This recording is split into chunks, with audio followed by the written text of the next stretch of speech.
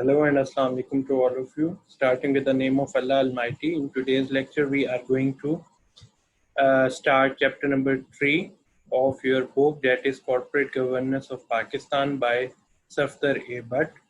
Fine. In today's lecture, what the chapter is all about the shareholders.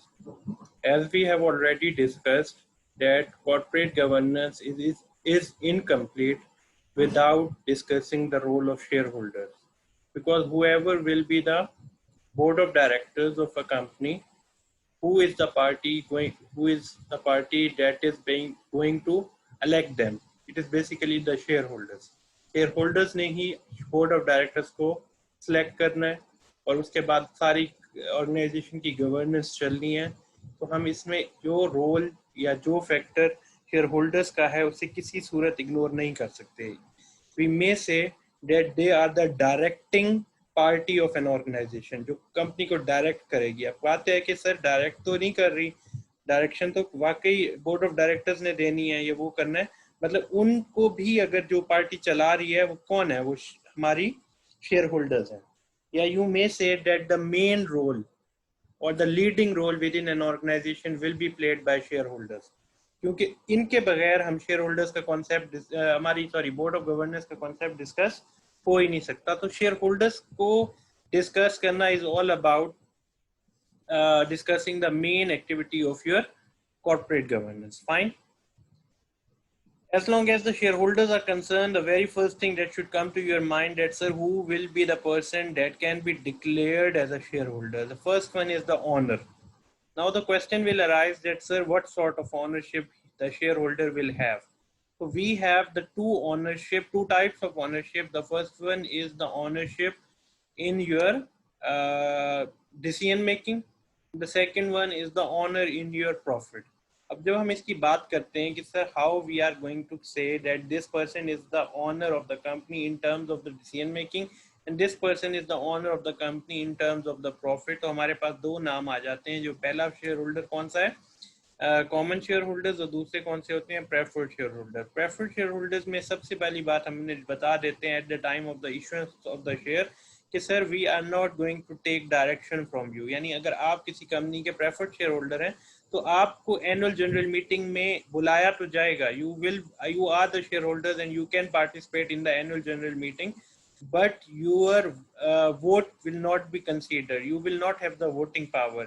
It is just like that your presence will be entertained but your voice will be muted. यानी अगर आप annual general meeting में जाएंगे तो आपकी presence तो देखी जाएगी कि आप आए हैं, लेकिन your voice will be muted, लेकिन आपकी आवाज़ को म्यूट कर दिया जाएगा कि sir you have come here, it's a good thing, but whatever the decision making or whatever the views you have regarding the organization उसे हम नहीं सुनने वाले. तो ये रोल किसका है, ये प्रेफर्ड शेयर होल्डर्स का है, जिसका काम क्या होता है. अच्छा, एक बात आती है कि sir if a person knows कि उसकी बात ही नहीं सुननी जानी और विद इन एन ऑर्गेनाइजेशन, तो ऐसा बंदा अपने शेयर इस कंपनी में इन्वेस्टमेंट ही क्यों करता है, क्योंकि that person is willing to get the profit. अब इसमें एग्जांपल अगर दें तो मैं अपनी एग्जांपल दे देता हूँ कि अगर मैंने पेप्सी कोला कंपनी के कुछ शेयर्स परचेज किए हुए हैं, I am not willing to give the views in the annual general meeting. मुझे कोई decision making नहीं करनी. मैं चाहता हूँ कि एक organization के अंदर skillful person हो जो organization को जाने, उस organization को चलाएं और ऐसी situation create करने कि वो organization profitable consider होने लग जाए. जब वो organization profitable consider होगी, at that time the company's worth will increase in the market. अब मैं एग्जांपल जो कुछ बच्चे जो मेरी बात को बिल्कुल ही इग्नोर कर रहे होंगे उनको दे रहा हूँ कि बेटा मैंने अगर कोई शेयर परचेज किया है पाकिस्तान स्टॉक एक्सचेंज में, उस शेयर की वैल्यू है 144, ठीक है. अब उसके बाद कंपनी अच्छा परफॉर्म करती है और कंपनी की गुडविल बढ़ती है, मार्केट में उसकी वर्थ बनती है और वही शेयर 150 रुपए का हो जाता है. तो अगर मैं ऐसा as a preferred share holders अपने आप को देखूं तो मैं क्या चाह रहा था कि कोई भी बंदा स्किलफुल कंपनी में काम करे, मुझे कंपनी से कोई ताल्लुक नहीं है. जब भी कंपनी प्रॉफिट क्रिएट करेगी तो उसमें मेरा फायदा होगा. अब जब बात आएगी कि सर यहाँ पे तो आपको कोई कंपनी ने प्रॉफिट नहीं दिया, वो तो मार्केट में शेयर की प्राइस बढ़ी है, तो there are two ways to get the profit from an organization. ये बात मेरी सारे बच्चे दोबारा से सुन लें. there are two ways to get the profit from an organization as a shareholder. अगर आप शेयर होल्डर हैं, आप दो तरीके से अपना मुनाफा कमा सकते हैं. The first one is basically the capital gain. Capital gain क्या है? यही जो एग्जांपल मैंने आपको दिया कि 144 का अगर कोई शेयर था, कल को वही 150 का हुआ, तो पर शेयर मुझे 6 रुपए का कैपिटल गेन आया. ठीक हो गया. दूसरा टाइप ऑफ प्रॉफिट क्या है? डिविडेंड. यानी जब भी कंपनी अपना प्रॉफिट क्रिएट करेगी at the end of the financial year, from that profit certain amount will be distributed among the share holder as a dividend. तो वो डिविडेंड दिया जाएगा. ठीक है. फिर है बेनिफिशियरी, जिनका फायदा होगा ऑर्गेनाइजेशन से. मतलब ऑर्गेनाइजेशन कभी लिक्विडेट होने लग जाए, एक ऑर्गेनाइजेशन कभी भी अपने आप को समझे कि we should wind up the business, in that situation who will be the person who will get certain ownership और certain benefits from the organization, वो beneficiaries को हम shareholders कहते हैं. ठीक है. इसमें एक सी बात है कि आपके पास एक ऑर्गेनाइजेशन में 1 मिलियन थे, जिसमें से 6 मिलियन क्या थे? डेट था. डेट मीन्स कर्ज जो आपने वापस कर दिया. Remaining 4 million is basically remaining 4 million is basically the remaining amount that must be distributed among the shareholders. अब आपने जितना इन्वेस्टमेंट की थी ऑर्गेनाइजेशन में, उसमें से आपका जितना हिस्सा है वो आपको वापस मिलेगा. तो बेनिफिशियरी है. Risk bearer. Why we are considering shareholders as a risk bearer? अब इसकी एग्जांपल आप ये समझें कि आपने किसी बंदे को 100 रुपीज दिए थे एज अ डेट. ठीक है. मैं अब दोबारा बोलता हूँ. आपने किसी बंदे को $100 दिए as a debt. Debt means कर्ज. You are the debt, you are the creditor of debt company. ठीक है. Company will have to pay back your $100 to you. अब उसके बाद 1 साल बाद कंपनी ने आपको उस डेट के ऊपर इंटरेस्ट देना. ठीक है. आपने जब भी इन्वेस्टमेंट की, इसका मतलब है आपने उसमें से एक खास किस्म का रिस्क लिया. क्या रिस्क लिया? कि ये कंपनी मुझे पैसे वापस देगी. अब इन case the company will face a loss. ठीक है. जब कंपनी को लॉस हो जाता है तो क्या होता है कि आपको 1 साल बाद जब कंपनी कहेगी sorry sir, we had a loss this year and we are unable to pay to you, you can sue the company और you can take the company to the court. क्यों? क्योंकि आपने 100 रुपए दिया, आपको 10 रुपए फॉर एग्जाम्पल इंटरेस्ट का promise किया गया था. आपको आपका इंटरेस्ट दिया जाएगा, चाहे कंपनी और लोन ले, चाहे कंपनी नए शेयर्स इशू करे, चाहे कंपनी अपने रिटेन्ड अर्निंग को इस्तेमाल करे. कंपनी आपको आपका पैसा देगा. यानी आपका रिस्क फैक्टर क्या है? बहुत ज़रा कम है. जब हम आते हैं शेयर होल्डर्स की बात, शेयर होल्डर्स का रिस्क क्या है? कि शेयर होल्डर्स को company is not liable to pay the amount in any case. यानी जो इंटरेस्ट होल्डर को उन्होंने हर सूरत पैसा देना था, शेयर होल्डर्स उस सूरत में या उस कंडीशन में जरा फायदे में रहते हैं. वो किस तरह फायदे में रहते हैं? दे हैव द आइडिया कि जो डेट होल्डर है उन्हें पता है कंपनी ने हमें तो पैसा देना, लेकिन शेयर होल्डर्स का रिस्क ज्यादा होता है. क्यों होता है? In case the company will have a loss. उस सूरत में कंपनी कह देगा sorry sir, this year we are unable to pay you the dividend, so sorry. या आप दूसरी बात करें कि साहब का 144 का जो शेयर आपने परचेज किया हुआ था, वही शेयर मार्केट में 130 का हो गया, तो वहां पे भी 14 का लॉस हो गया. यानी दोनों सूरतों में आपका रिस्क का फैक्टर क्या है? वो ज्यादा है as compare to the debt holder. Then we have the decision making. Of decision makers of an organization will be the common shareholders. Shareholders में से जो preferred shareholders हैं, they are not considered as the shareholder having the decision making power within an organization. We have already discussed this particular point in very first part, that was the ownership. ठीक है. Decision making power जो दी जाती है वो सिर्फ और सिर्फ आपके जो होते हैं कॉमन शेयर होल्डर, उन्हीं को दी जाती है.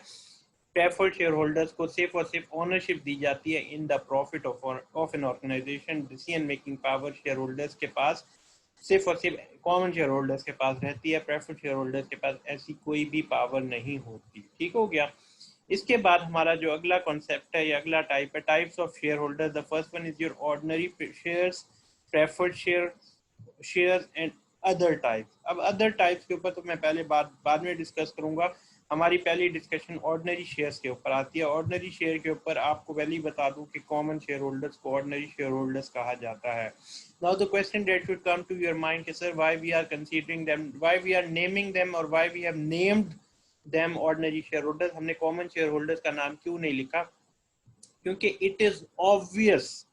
ऑब्वियस का मतलब है कि जाहिर सी बात है कि अगर हम शेयर होल्डर की बात करें, हम ज़्यादातर कॉमन शेयर होल्डर्स की बात कर रहे हैं। इन्हें कॉमन शेयर होल्डर्स को कॉमन या ऑर्डिनरी एक जनरल टर्म यूज़ की जाती है with in the business circle, कि जिसमें था अगर हम शेयर होल्डर की बात करें ना, तो मोस्ट ऑब्वियस या मोस्ट प्रोमिनेंटली यही बात होगी कि आप कॉमन शेयर होल्डर की बात करें। लेकिन जब हम प्रेफर्ड शेयर होल्डर की बात करते हैं तो प्रेफर्ड शेयर होल्डर में हमें उन्हें एक ख़ास किस्म के नाम से बुलाना पड़ता है। अगर हम प्रेफर्ड शेयर होल्डर के बारे में बात करेंगे तो हमें लफ्ज़ प्रेफर्ड लाजमी बोलना पड़ेगा, क्योंकि वी हैव टू स्पेसिफाई कि ये जो शेयर होल्डर हैं ये प्रेफर्ड शेयर होल्डर हैं। It mean when ever the company will have any sort of profit, in उस प्रॉफिट में इन्हें प्रेफरेंस दी जाएगी। whenever the company will invite the shareholders at annual general meeting, this group of people will not enjoy the voting power। ठीक है, तो हम जब share holder का वर्ड मैं बोल रहा हूँ ना, अगर फॉर एग्जांपल आपसे,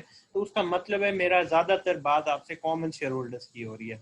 लेकिन जब जब हमारा प्रेफर्ड शेयर होल्डर का वर्ड आएगा या प्रेफर्ड शेयर होल्डर्स के बारे में हम डिस्कशन करेंगे, तो we have to use the word preferred with the share holder. ठीक है, अदर टाइप्स क्या होती हैं? अब अदर टाइप्स में आप ध्यान में रखें कि certain organizations are not willing to enjoy any sort of decision making power or any sort of profits, any sort of share in profit। कुछ ऑर्गेनाइजेशंस आपका काम चलाने के आपके साथ होती हैं, आपका नाम अपना नाम आपको देती हैं, उनका ताल्लुक आपके साथ सिर्फ और सिर्फ यही होता है कि आप उनका नाम यूज कर रहे होते हैं या वो आपका नाम यूज कर रहे होते हैं। कहने का मतलब ये है कि अगर आपको लगे कि ये एक बंदा जिसे आपने उसकी बात सुननी पड़ेगी, तो क्या है वो प्रेफर्ड शेयर होल्डर है। अगर एक बंदा जिसे आपने प्रॉफिट में हिस्सा देना पड़ेगा, तो वो कौन है? वो प्रेफर्ड शेयर होल्डर्स है।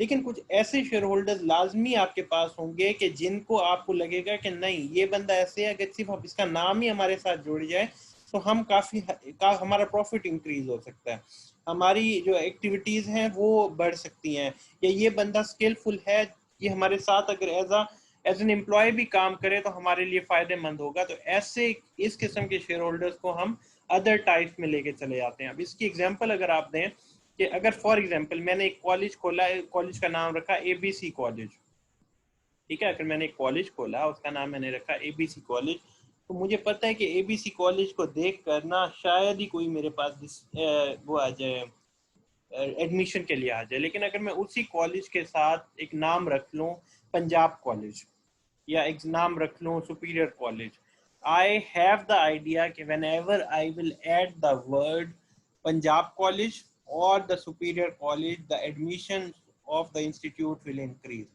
अब वो जो इस किस्म के जो शेयर होल्डर्स हैं ना, जिसे आप कुछ पे करते हैं कि सर आप हमारे साथ शेयर होल्डर बन जाए, आपका नाम, आपकी गुडविल हमारे काम आएगी। हम जब कल को कोई काम कर रहे होंगे, जब हमें पता चलेगा, जब लोगों को पता चलेगा अच्छा ये बंदा इस ऑर्गेनाइजेशन के साथ है, तो वो ऑर्गेनाइजेशन या वो लोग हमारी तरफ क्या करेंगे, there will be certain affiliation with this organization, वो इस ऑर्गेनाइजेशन के साथ जुड़ना पसंद करेंगे, इस ऑर्गेनाइजेशन के साथ काम करना पसंद करेंगे। तो ऐसे शेयर होल्डर्स को हम क्या कहते हैं? हम उन्हें अदर टाइप्स में ले जाते हैं। ठीक है, ना उन्हें हम प्रॉफिट में कोई शेयर दे रहे होते हैं, ना हम उनकी डिसीजन मेकिंग पावर या उनकी बात सुन रहे होते हैं, लेकिन हम उन्हें अपने साथ रखना चाह रहे होते हैं। जो हमारी एग्जांपल इसमें आती है ब्रांड एम्बेसडर्स की। Certain organization, many organizations have their brand ambassadors. Why they have appointed that brand ambassador? क्योंकि हम चाहते हैं कि ये बंदा जब हमारे पास हमारे साथ काम करेगा, इसका जो गुडविल या इसका नाम हमारे साथ जुड़ जाएगा, तो हमारा प्रॉफिट इंक्रीज हो जाएगा, हमारे लोग हमारी बात सुना करेंगे, लोग हमारे साथ काम करना पसंद करेंगे, लोग हमारी प्रोडक्ट्स को लेना पसंद करेंगे। You have never seen any sort of advertisement in which the chairman was saying कि this is the for example Sunsilk shampoo and I am willing to sell it to you। कोई भी उसे नहीं लेगा। ठीक है, जब भी वो कोई जो एक्टर्स हैं उन्हें वो हायर करेंगे कि ये बंदा हमारे लिए काम करे, तो उन्हें पता है कि जब इस बंदे को लोग देखेंगे तो वो हमारे साथ ज़्यादा हमारी प्रोडक्ट्स को लेने लग जाएंगे, तो हम उन लोगों को अपना ब्रांड एम्बेसडर बना देते हैं। वो हमारे क्या होते हैं? Other types of share holders में होते हैं, जो कि ना प्रॉफिट में ना डिसीजन मेकिंग में साथ होते हैं, लेकिन they are considered as a part of the organization. ठीक हो गया? अच्छा, उसके बाद हम आ जाते हैं फीचर्स ऑफ ऑर्डिनरी शेयर्स। जो हमारा जो कॉमन शेयर होल्डर्स हैं उनकी क्या क्या खसूसियात होनी चाहिए, what sort of characteristics ordinary share holder और the common share holders of an organisation should have. ठीक है, पहली बात तो है permanency. They are the permanent members of an organisation. हम ये नहीं कह सकते कि सर आप कल को हमारे कॉमन शेयर होल्डर नहीं रहेंगे। ठीक है, अब यहाँ पे एग्जांपल एक छोटी सी बात मैं आपको बताना चाह रहा हूँ कि जो होता है ना कन्वर्टेबल शेयर का कॉन्सेप्ट होता है। कन्वर्टेबल शेयर्स क्या होते हैं, वो शायद है तो फाइनेंस का टॉपिक, लेकिन आप लोगों को ज़रा समझ आनी चाहिए। कुछ बच्चे माशाल्लाह काफ़ी सारे बच्चों को वैसे ही आता होगा। कन्वर्टेबल शेयर होल्डर्स ऐसे होते हैं कि कन्वर्टेबल शेयर्स ऐसे होते हैं कि जब हम डेट इशू कर रहे हैं, मतलब मैं आपसे कह रहा हूँ कि ना आप मेरी ऑर्गेनाइजेशन में इन्वेस्टमेंट करें। ठीक है, आप कहते हैं कि सर ठीक है मैं शेयर्स परचेज करता हूँ, मैं कहता हूँ no sir I am not willing to sell the shares but I am willing to take money from you. तो आप कहते हैं नहीं नहीं सर फिर मैंने इन्वेस्टमेंट नहीं करनी, कर्ज नहीं देना, मैं आपकी कंपनी में शेयर्स परचेज करना चाहता हूँ। मैं चाहता हूँ कि आप क्या जब भी एजीएम हो तो मैं अपनी वहां पे जाके अपनी वोटिंग पावर इस्तेमाल करूँ। तो ऐसे डेट के ऊपर या ऐसी सिक्योरिटी पे मैं आपसे वो कर लेता हूँ एग्रीमेंट कर लेता हूँ। मैं कहता हूँ कि ठीक है आप ना मेरे मेरे अभी मुझे कर्ज दे दें, जो भी एग्रीमेंट जिसके ऊपर आप मुझे कर्ज दे रहे हैं I will write on that agreement के when after 4 year your debt will be converted into a ordinary share. इसे कन्वर्टिबिलिटी का कॉन्सेप्ट कहते हैं, कन्वर्टेबल शेयर्स, यानी ऐसे शेयर्स जो कि कन्वर्ट हो सके। अब ये सेम रूल या सेम पॉलिसी अप्लाई हो जाती है प्रेफर्ड शेयर होल्डर्स पर भी।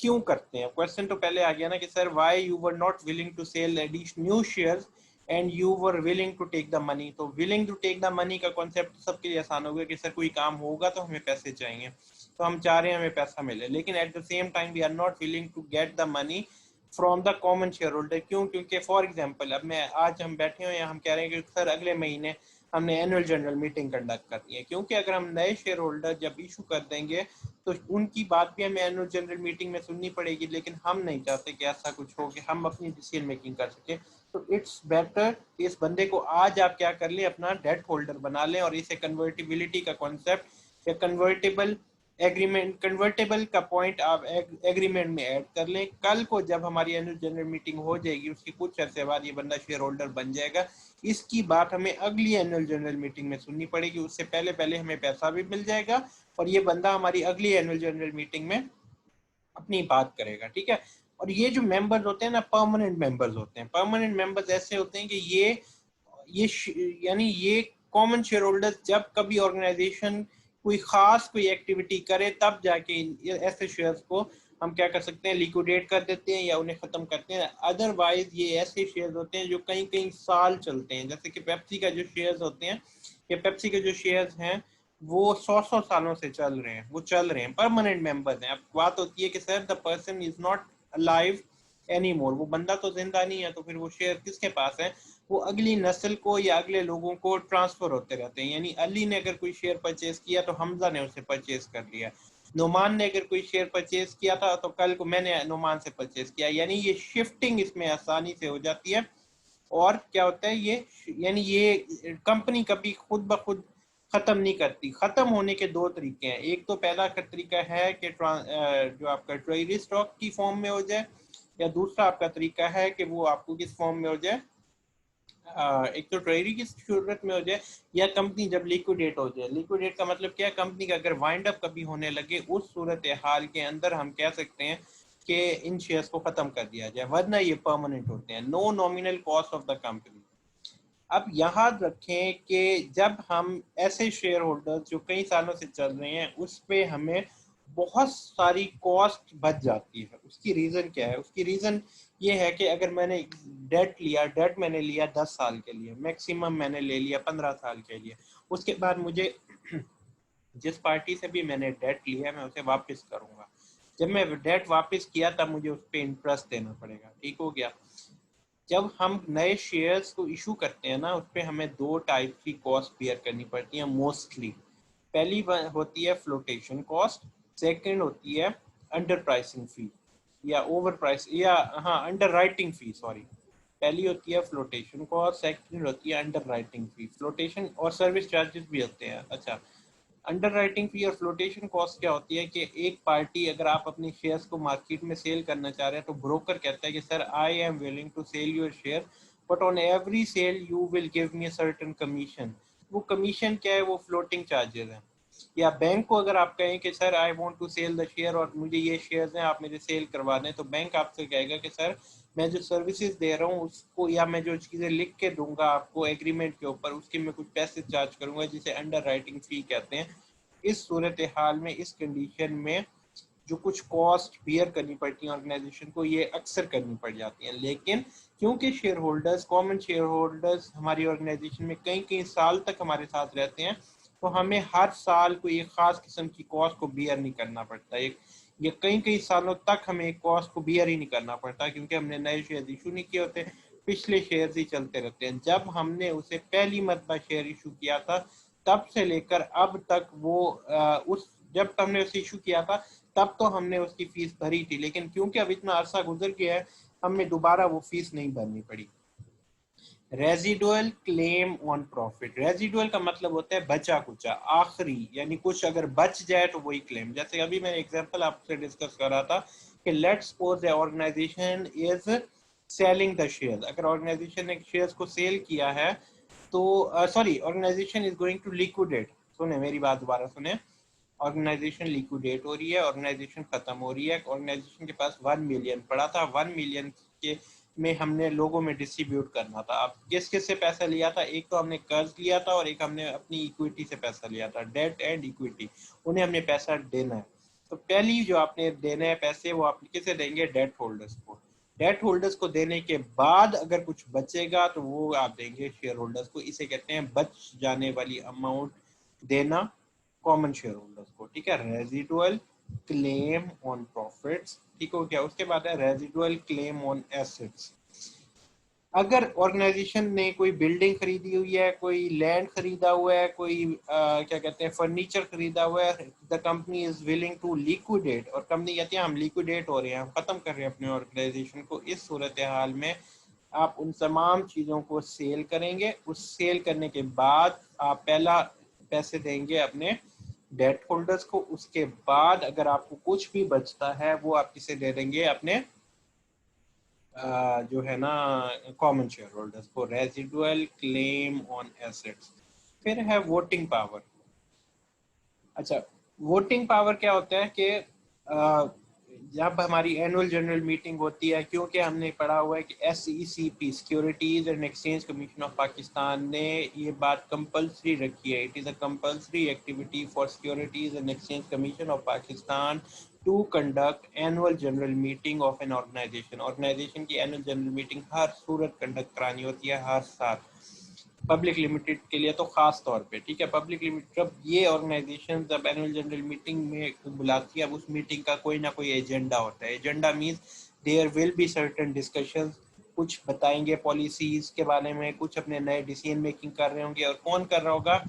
हमारे बोर्ड ऑफ डायरेक्टर्स कर रहे होंगे। किसके कहने पे करेंगे? हमारे शेयर होल्डर्स के। बोर्ड ऑफ डायरेक्टर्स सामने बैठे होते हैं, एनुअल जनरल मीटिंग में एजेंडा आता है, बोर्ड ऑफ डायरेक्टर्स बताते हैं कि for example, Warid is not running well and Warid is not creating the sufficient profit for an organization.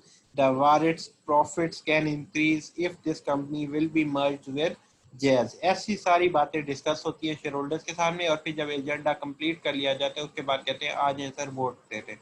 51% votes अगर तो फेवर में आ जाए एजेंडा के तो वो एजेंडा अप्रूव हो जाता है, वरना वो रिजेक्ट हो जाता है। अब यहाँ पे एक बात जो मैं रिपीट करना चाह रहा हूँ बहुत सारे बच्चों के लिए, क्योंकि मैंने फर्स्ट लेक्चर में डिस्कस की थी कि सर इज इट पॉसिबल कि हम किसी तरह से अपनी ही डिसीजन मेकिंग पावर, यानी अगर हम किसी एक बंदे के पास 51% वोट हो तो वो अगर एक बंदे के पास इतने शेयर्स आ जाए तो वो उस एक बंदे की वजह से 49 पर्सन के पास जो 49 वोट्स थे तो उनकी बात नहीं सुनी जाएगी। तो ऐसी सूरत हाल कई मरतबा आई कि एक एक बंदे की वजह से वो अपनी मर्जी का फैसला हो जाता था और 49 मेंबर्स क्या कहते थे मतलब अच्छा फील नहीं करते थे, दे वर नॉट सेटिस्फाइड कि इस एक बंदे के पास क्योंकि 51% वोट है, इसके पास शेयर ज़्यादा है, इस एक बंदे की वजह से हम 49% की बात नहीं मानी गई। ठीक है, एक बंदा अगर 51% वोट परचेज कर ले, तो SECP ने इस सूरत हाल को टैकल करने के लिए स्ट्रेटजी बनाई कि there is should be a limitation on the maximum number of share that a person can purchase of an organisation. दोबारा सुने, there should be limitation on the maximum number of shares that a single person can purchase of an organization। एक organisation के maximum number of shares को purchase करने की कोई limitation होनी चाहिए। तो SECP ने क्या कहा कि 20% से ज्यादा वोट, या 20% था या 15% था, 2003 में डिसीजन मेकिंग हुई थी, इससे ज्यादा वोट नहीं रख सकता। अब बात यहाँ पे आता है कि sir how I the person can make the decision, या इस स्ट्रेटजी को टैकल कैसे करना है। तो मैं उस पर क्या कहता हूँ कि मैं क्योंकि मैक्सिमम 20% रख सकता हूँ वोट, मैं कह देता हूँ कि जी नोमान जो है, नोमान 20% वोट्स, नोमान अपने नाम पे शेयर परचेज कर लो। नोमान मुझे कहेगा कि सर मेरे पास तो पैसे नहीं है, मैं नोमान को कहूँगा ये लो पैसे मैं देता हूँ, और अपने बिहाफ पे अपना नाम शो करके 20% वोट आप ले लो, ये शेयर्स परचेज कर लो, और कल को जब डिसीजन में एनुअल जनरल मीटिंग हो, आपने मेरे एजेंडा जो मैं जिसके लिए वोट करूंगा, जिसकी फेवर में आपने उसके लिए वोट करना। 20 एंड 20 40 हो गया। अब 11% वोट में मैं किसी और बच्चे को कह देता हूँ, मैं निम्रा को कह देता हूँ कि बेटा आप 11% वोट्स आप परचेज कर लो शेयर्स, और जब एनुअल जनरल मीटिंग हो आप मेरे फेवर में वोट करना। ठीक है, अब मैंने क्या किया, अपने 51% वोट्स पूरे कर लिए, और जब एनुअल जनरल मीटिंग होती है उसमें क्या होता है कि आप अपनी चीज़ को अप्रूव करवा लेते हैं। ठीक है, कम्युलेटिव वोटिंग राइट्स, यानी ये होता है कि कोई ये आपको ये नहीं कह सकता कि सर अब आपने एक वोट कर दिया या एक बात आपकी सुन ली गई है, आइंदा आप कभी वोट नहीं कर सकते। नहीं, आपका हर मरतबा वोट होगा। फिर सर एक एजेंडा में आपका वोट मान लिया गया, दूसरे एजेंडा में आप वोट नहीं कर सकता। नहीं, आपका वोट हर वक्त इकट्ठा होता रहता है, आपका वोट हर वक्त कंसीडर किया जाता है। कभी ऐसा नहीं होगा कि किसी एनुअल जनरल मीटिंग में आपको कहें जी आप वोट नहीं कर सकते, कभी आप ऐसा क्या कहते हैं उसे, कि स्पेसिफिकली आप क्या हो, कॉमन शेयर होल्डर हो। अगर तो आप हैं प्रेफर्ड शेयर होल्डर, फिर वाकई आपका वोट नहीं कंसीडर होगा। Right of purchasing new share, ठीक है, अब ये बात इंपॉर्टेंट है, जरा इसे जरा समझें। Right of purchasing new share में ये होता है कि जब भी कंपनी ने 5 लाख रुपए क्रिएट किए थे by selling 50,000 share eight 10 rupees per share. ठीक है, कंपनी ने 50,000 शेयर इशू किए, 10 रुपीज का सिंगल शेयर था, 5 लाख शेयर कंपनी ने इशू कर दिए हैं। ठीक है, अब उसके बाद बात आती है कि सर ठीक है 5 लाख रुपए आ गए, आप ऑर्गेनाइजेशन को एक्टिविटी करें और अपना काम करें। कल को अगर कंपनी को लगता है कि नहीं सर 5 लाख रुपए के शेयर जो है ना वो काफ़ी नहीं है, हमने एक प्रोजेक्ट में इन्वेस्टमेंट करनी है जिसके लिए हमें मिनिमम 7 लाख चाहिए। ठीक है, तो अब उसे कहते हैं सर 2 लाख के, यानी हमें और 2 लाख रुपए और चाहिए। 2 लाख के लिए हमें और क्या करना पड़ेगा, नए शेयर इशू करने पड़ेंगे। तो अब हमेशा याद रखें, whenever the company is going to issue new shares, first they will ask from the existing shareholders। यानी अगर आपने पेप्सी के 10 शेयर परचेज कर रखे हैं, पेप्सी जब भी नए शेयर को इशू करने की बात करेगी पहले आपसे पूछेगी कि sir you are the share holder of the company, are you willing to purchase new share, क्या आप नए शेयर परचेज करेंगे। जब आप कह देंगे ना नहीं मेरे पास गुंजाइश नहीं है, मैं इससे ज्यादा शेयर नहीं परचेज कर सकता, तो then the company will move towards the general public. फिर जनरल पब्लिक में जाएगी या प्राइवेट प्लेसमेंट में जाएगी। अब प्राइवेट प्लेसमेंट और जनरल पब्लिक का कॉन्सेप्ट हम बाद में डिस्कस करेंगे, लेकिन यह है कि बाहर की पार्टी होती है दोनों, और बाहर की पार्टी को तब इशू हम करेंगे नए शेयर्स जब हमारे एग्जिस्टिंग शेयर होल्डर मना कर देंगे कि sir we are not in that situation to purchase more shares from the company. ठीक हो गया। उसके बाद है classification of equity share holder. अब जब इक्विटी शेयर होल्डर्स की बात की जाती है तो हमारे 2 किस्म के इक्विटी शेयर होल्डर्स होते हैं, एक होते हैं इंटरनल और दूसरे होते हैं एक्सटर्नल। ठीक है, बात आती है कि सर इंटरनल शेयर होल्डर्स कौन से होते हैं और एक्सटर्नल शेयर होल्डर कौन से होते हैं। ठीक है, मैं आपकी कंपनी का डायरेक्टर हूँ, ठीक है, आपने मुझे इलेक्ट कर लिया, ठीक है, मैं आपकी कंपनी चलाऊंगा।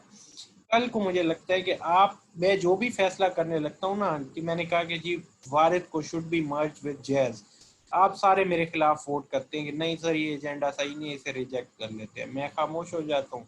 कल को फिर एक और कोई एजेंडा होता है, मैं कहता हूँ जी जोंग should start a venture with Askari bank, इसमें कोई अस्करी जोंग अपना अकाउंट प्रोवाइड किया करेगा जिसमें लोग बैलेंस जमा किया करेंगे और अस्करी बैंक में सबमिट किया करेगा, तो अस्करी बैंक वालों का ना वो जो डिपॉजिट्स हैं वो बढ़ जाएंगे।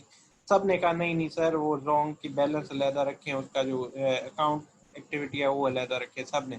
मैं कहूँगा यार मैं जो भी डिसीजन लेने लगता हूँ मेरे लोग ये सारे वोट्स मेरे खिलाफ आ जाते हैं, तो अब इस सूरत हाल को मैंने टैकल कैसे करना है? मैं क्या करूंगा कि जब भी कंपनी शेयर को इशू करने लगेगी तो मैं क्या करूंगा, पहले तो पूछ लूंगा एग्जिस्टिंग शेयर होल्डर से, अगर वो मना करते हैं ना तो मैं जनरल पब्लिक पे जाने की बजाय मैं खुद वो शेयर परचेज कर लूंगा। यानी कि आप कंपनी में इन्वेस्टमेंट कर रहे हैं, लेकिन कैसे कर रहे हैं, आप उस कंपनी के शेयर परचेज कर रहे हैं, invest to own and run. उसके बाद क्या होगा, आपके पास भी वोटिंग पावर आ जाएगी, क्योंकि you were considered as an employee, आप कंपनी के एम्प्लॉय के तौर पे काम कर रहे थे, आपका डिसीजन माना नहीं जा रहा था क्योंकि you had no voting power, आपके पास कोई वोटिंग पावर नहीं थी। But now as you have purchase the shares of the company and you are the director of the company as well, तो अब आप जब भी कोई डिसीजन मेकिंग करेंगे तो उसमें आपका वोट भी कंसीडर किया जाएगा क्योंकि आपने भी कंपनी में इन्वेस्टमेंट किया। अब इसमें क्या होता है कि कॉर्पोरेट शेयर होल्डर्स की एग्जांपल आती है जिसमें होल्डिंग कंपनीज होती हैं। होल्डिंग कंपनीज कौन सी होती हैं कि कोई बाहर की कंपनी, जैसे कि मैं कहूँ कि जी एतिसलाद एक कंपनी है जिसने पीटीसीएल के शेयर्स को परचेज करके रखा हुआ है, ठीक है। एतिसलाद दुबई की कंपनी है जिसने 51% वो जो शेयर्स हैं पीटीसीएल के उन्होंने परचेज कर लिया है। क्या मतलब है, वो होल्ड करते हैं पीटीसीएल को।